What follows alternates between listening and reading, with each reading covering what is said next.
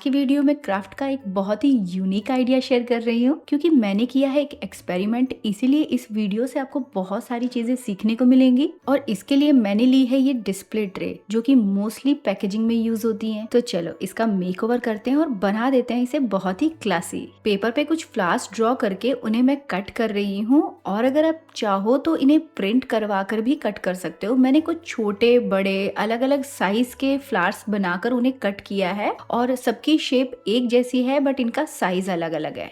इनका साइज अलग अलग मैंने क्यों रखा है ये आपको आगे पता चलेगा। तो एक ही जैसे फ्लावर्स की छोटी बड़ी बहुत सारी कटिंग्स मैंने कर ली है।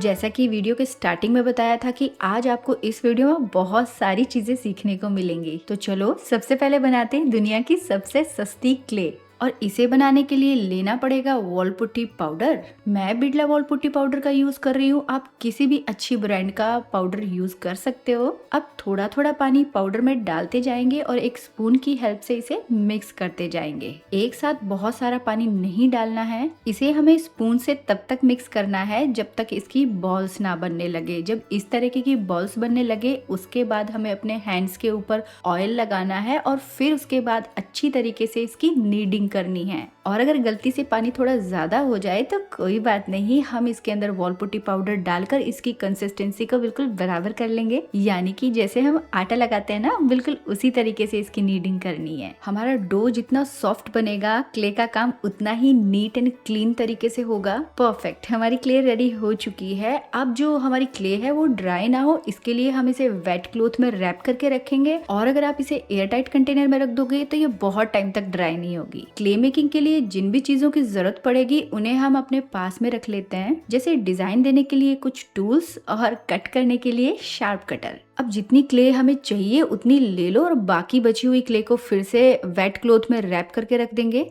अब एक प्लास्टिक शीट बिछा रही हूँ और इसके ऊपर हम क्ले का काम करेंगे और ऊपर से भी एक प्लास्टिक शीट लगा देंगे। इससे होगा ये कि ये क्ले कहीं चिपकेगी नहीं और साथ ही इसे रोटी के जितना पतला बेलना इजी हो जाएगा। अब जो भी हमने फ्लावर्स की कटिंग की थी ना, उन्हें क्ले पर रखकर उन्हीं की शेप और साइज का हम इस क्ले को कट कर लेंगे और क्ले मेकिंग वाले टूल्स का यूज करके इस फ्लावर पे कुछ डिजाइन और टेक्सचर बना देंगे। तो बहुत ही इजी तरीके से क्ले का एक ब्यूटीफुल सा फ्लावर रेडी हो गया। और इसी तरीके से अलग अलग साइज के बहुत सारे क्ले के फ्लावर्स हम रेडी कर लेंगे। मैंने इन फ्लावर्स को बनाने के लिए वॉल पुट्टी पाउडर की क्ले क्यों बनाई, मोल्डेड क्ले से काम क्यों नहीं किया, चलो बताती हूँ। जहाँ मोल्डेड क्ले का एक छोटा सा पैकेट 40 से 60 रुपीज में मिलेगा, वहीं आपको 50 रुपीज के अंदर 1 kg वॉल पुट्टी पाउडर मिलेगा, जिसमें बहुत सारा आप क्ले का काम कर सकते हो।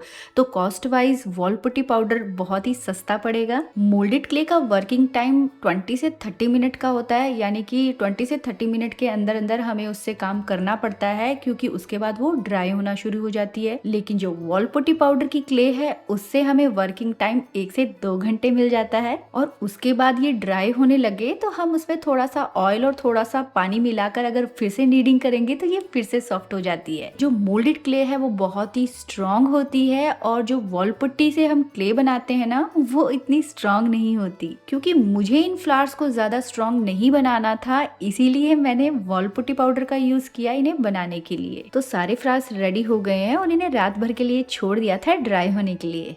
तो चलो अब अपनी ये डिस्प्ले ट्रे ले आते हैं और इसका मेकओवर करके इसे बना देते हैं एक बहुत ही क्लासी और ब्यूटीफुल सर्विंग ट्रे। बहुत ही हल्की क्वालिटी के मटेरियल से बनी हुई है और जगह जगह इसमें गैप है तो इसकी मरम्मत करनी पड़ेगी। बट सबसे पहले हम इसे क्लीन कर लेते हैं, उसके बाद हम वॉल पुट्टी पाउडर लेंगे और उसमें थोड़ा पानी मिक्स करेंगे और इसे स्ट्रॉन्ग बनाने के लिए हम इसमें थोड़ा सा फेविकॉल भी मिक्स कर देंगे और बन जाएगा हमारा एक बहुत ही बढ़िया सा वॉल पुट्टी पेस्ट। अब इस पेस्ट को हम जहाँ जहाँ वुड में गैप है वहां पर और जहाँ जहाँ क्रैकिंग्स है वहां पर अच्छी तरीके से पहले इसे फिल करेंगे और फिर पूरी ट्रे के ऊपर हम इस वॉल पुट्टी पेस्ट को अप्लाई कर देंगे। इससे होगा ये कि जो हमारी ट्रे है वो बहुत ही स्ट्रॉन्ग हो जाएगी। क्योंकि मैं इसमें क्ले का और रेजिन दोनों का काम करने वाली हूँ, इसीलिए हमारी इस ट्रे का मजबूत होना बहुत जरूरी है। रात भर के लिए ट्रे को छोड़ दिया था और ये अच्छी तरीके से ड्राई हो चुकी है। तो चलो अब आगे का काम करते हैं। क्योंकि हमने इसके ऊपर वॉल पुट्टी पेस्ट अप्लाई किया था तो ये जो है वो इवन नहीं है, और इसे स्मूथ और इवन बनाने के लिए हमें लेना पड़ेगा सैंड पेपर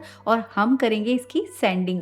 तो मैं 320 नंबर का सैंड पेपर ले रही हूँ जो कि बहुत ही फाइन क्वालिटी का होता है, और अब अच्छी तरीके से हम इसकी सैंडिंग कर देंगे जिससे इसका सरफेस बहुत ही स्मूथ हो जाएगा। और साथ ही जब हम इस पे कलर अप्लाई करेंगे तो वो बहुत ही लंबे टाइम तक टिकेगा भी, और उसके जो कलर्स है वो बहुत ही वाइब्रेंट आएंगे और एग्जैक्ट आएंगे। यानी कि ये वॉल पुट्टी एक प्राइमर का काम करेगी। सैंडिंग करने के बाद इसके पाउडर को हटाना बहुत जरूरी है। किसी ब्रश की हेल्प से या कोई वेट क्लॉथ लेकर हम इसे अच्छे से पोंछ देंगे। और सेम तरीके से फ्लावर्स की सैंडिंग भी कर दी है, और अब हम इस पे कलर अप्लाई करेंगे।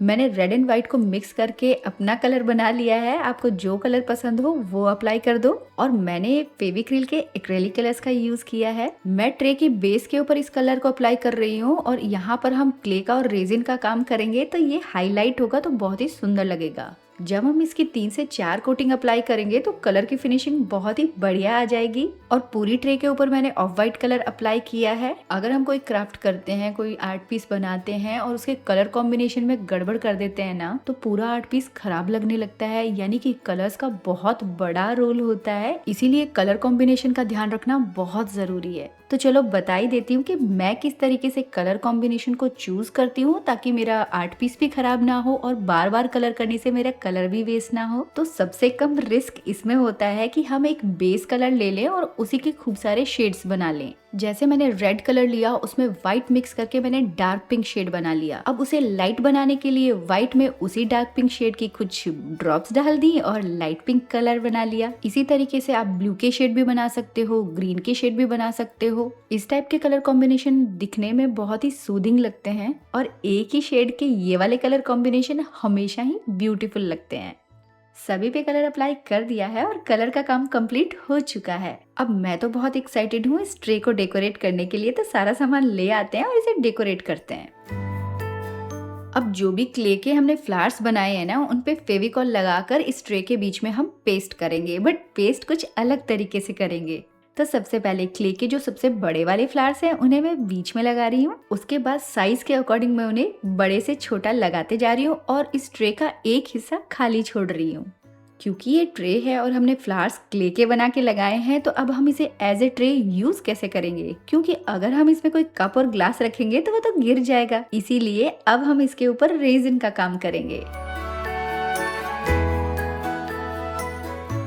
टेबल गंदी ना हो इसके लिए प्लास्टिक शीट बिछा दी है और ले आई हूँ अपना रेजिन किट। 3:1 के रेशियो में रेजिन और हार्डनर को मिक्स कर रही हूँ। धीरे धीरे अच्छी तरीके से मिक्स करना है ताकि बबल्स ना बने। अगर आपको रेजिन आर्ट करना नहीं आता है और आप इसके ऊपर एक डिटेल वीडियो चाहते हो तो मेरे चैनल पे ये अपलोड किया हुआ है। आई बटन में आपको इसका लिंक मिल जाएगा, या फिर आप मुझे कमेंट कर देना, मैं वीडियो का लिंक आपको शेयर कर दूंगी, तो वहां जाकर आप इसे डिटेल में समझ सकते हो। अब रेजिन को धीरे धीरे इस ट्रे के अंदर पोर कर देंगे। क्ले के जो फ्लावर्स हैं वो मैंने इसीलिए बहुत ही पतले रखे थे ताकि जो रेजिन है वो बहुत ज्यादा पोर ना करना पड़े और सारे फ्लावर्स रेजिन में अच्छी तरीके से डूब जाएं। रेजिन में बबल्स अच्छे नहीं लगते, इसके लिए मैं हीट गन का यूज कर रही हूँ। इन्हें रिमूव करने के लिए आप किसी टूथपिक या किसी स्टिक से भी इन्हें रिमूव कर सकते हो। फ्लावर्स को थोड़ा और शाइनी बनाने के लिए मैं ग्लिटर का यूज कर रही हूँ, तो थोड़े थोड़ा ग्लिटर लेकर इन फ्लावर्स के ऊपर मैं डाल रही हूँ।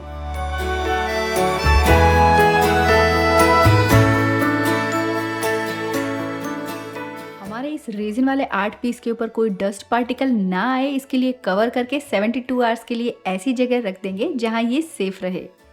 तो लो भाई, वेट हुआ खत्म। 72 आवर्स के बाद हमारा जो रेजिन है वो अच्छे से हार्ड हो चुका है। तो रेजिन के साथ क्ले का कॉम्बिनेशन बहुत ही बढ़िया रहा। ये जो क्ले के फ्लावर्स हैं ये रेजिन के अंदर 3D फ्लावर्स का लुक दे रहे हैं। तो अंदर से तो हमारी ट्रे बहुत सुंदर लग रही है। अब जो बाहर की साइड है उसे भी थोड़ा डेकोरेट कर लेते हैं। तो जो पेपर पे हमने फ्लावर्स बनाए थे उन्हीं में से एक फ्लावर लेकर इस तरीके से कट किया और इसे यहाँ पर रखकर हम ड्रॉ कर देंगे। मैंने रेजिन आर्ट को सेकंड टाइम ट्राई किया है और इसका रिजल्ट ऑसम आया है। रेजिन आर्ट का नाम सुनकर पहले मैं डर जाती थी, लेकिन अब लगता है कि कुछ चीजों का अगर ध्यान रखा जाए ना तो रेजिन आर्ट करना तो बहुत ही ईजी है। हम बहुत सारी क्रिएटिविटी इसमें दिखा सकते हैं, बहुत सारे सारे एक्सपेरिमेंट हम इसके साथ कर सकते हैं। क्योंकि ये सर्विंग ट्रे है तो ये गंदी भी होगी, तो इसके लिए हम वेट क्लॉथ लेके रेजिन वाले पार्ट को क्लीन करेंगे तो इजीली क्लीन हो जाएगा। और विदाउट रेजिन वाली जगह पर हम वार्निश अप्लाई कर देंगे ताकि वहां पर जब हम इसे क्लीन करें तो मॉइस्चर से वो खराब ना हो।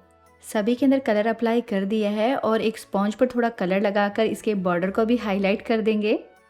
तो मुझे तो ये रेजिन और क्ले का कॉम्बिनेशन बहुत ही बढ़िया लगा। तो आपको कैसे लगा ये एक्सपेरिमेंट? अगर आज का वीडियो आपको थोड़ा भी यूजफुल लगा होगा तो वीडियो को लाइक शेयर कमेंट करना बिल्कुल मत भूलना। और अगर चैनल पे नए हो तो सब्सक्राइब कर लेना, नोटिफिकेशन बेल आइकन जरूर से प्रेस कर देना। तो फिर मिलूंगी ऐसे ही बढ़िया बढ़िया क्राफ्ट आइडियाज के साथ में अगले हफ्ते।